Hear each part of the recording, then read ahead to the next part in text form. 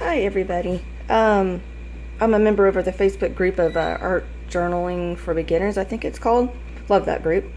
Someone had asked the other day if anyone used this stamp. So it's got a little girl's face on it, or a girl's face on it. Yes, I need to clean it off, but yeah, I don't clean my stamps often. And it has different noses, different eyes, different lips. Actually, I lost a lip somewhere. Darn. Anyway, that's okay. I'm good at drawing lips.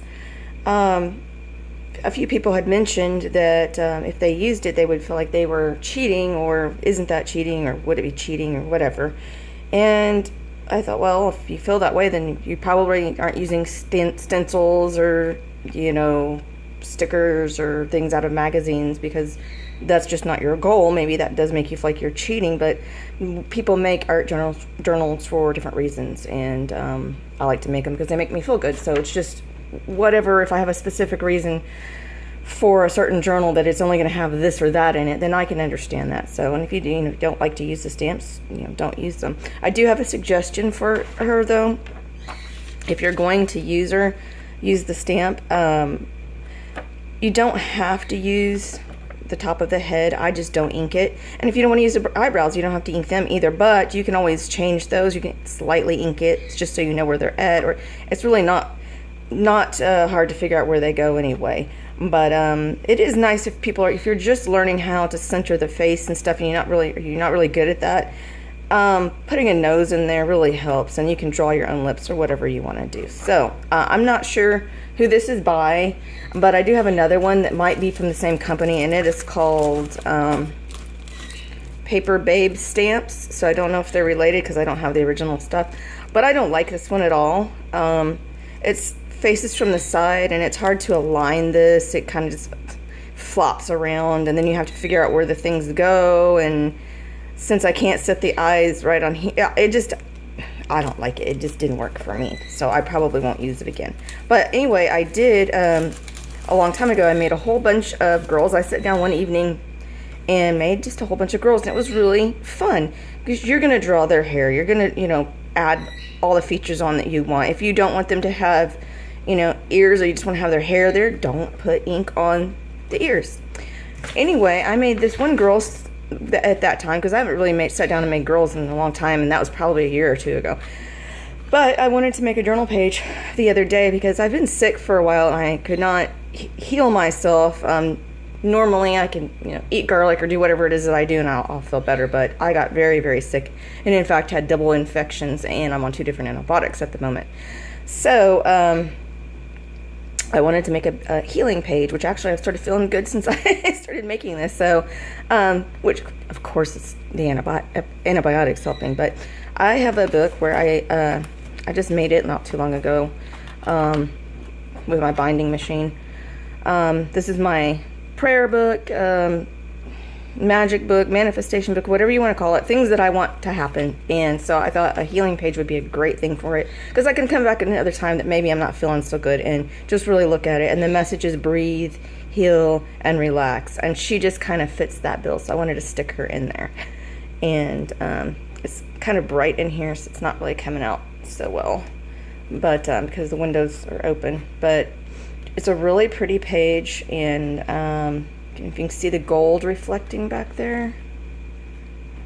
The butterflies are made of the gold as well, but they kind of look a little bit green. They're actually book pages. You can kind of see some words and stuff in them. But gold is just not reflecting well. Let's try this light.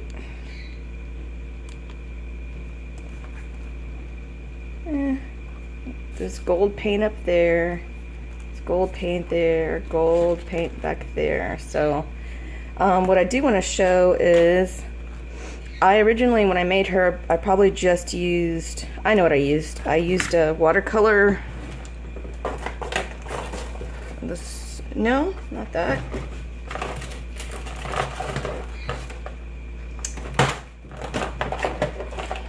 I probably used these and just used my to color her in, and then I might just went ahead and used the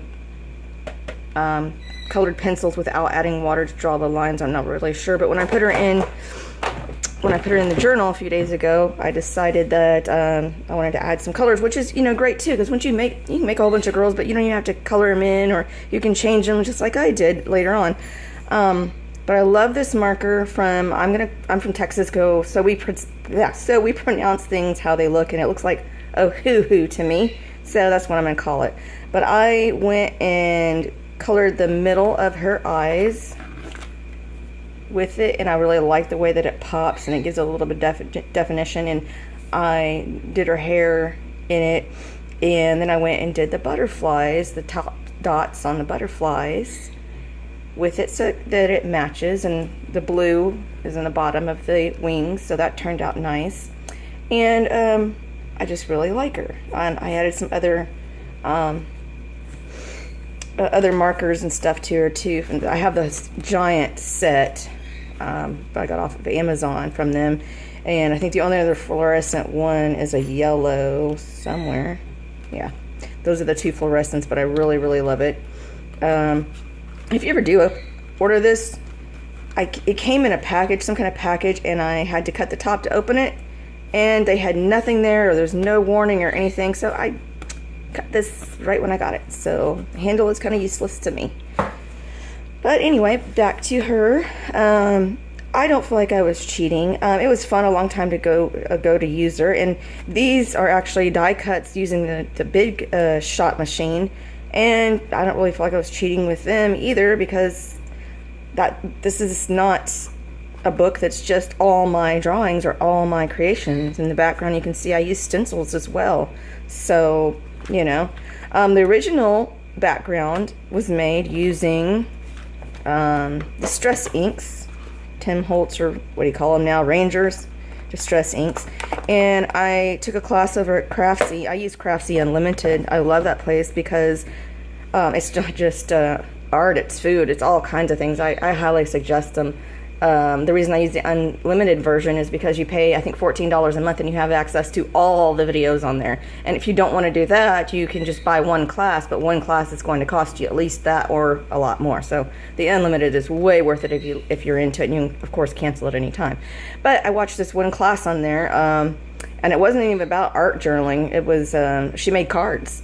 And anyway, this is what she called her smushing technique. So you take different colors and smush them around in the size that you're going to want, and then you take your water, spray it. Now if you want it real concentrated, you're closer and farther back, you know. Anyway, you spray it, you've got all your colors on there, and then you take your journal, you push it, and you smush it, and then you're going to turn it back over, and then you can do the same thing. You can dry in between if you want, but that's the technique I use for the base of it.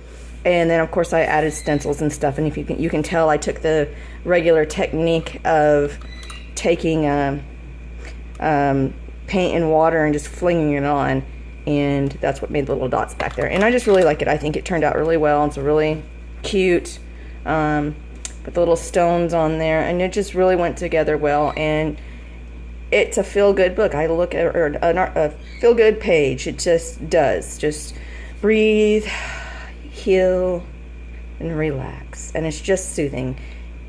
Even the colors just look like a beach to me, and that, you know, really makes me feel good. So, hope you like it. Thank you. Bye.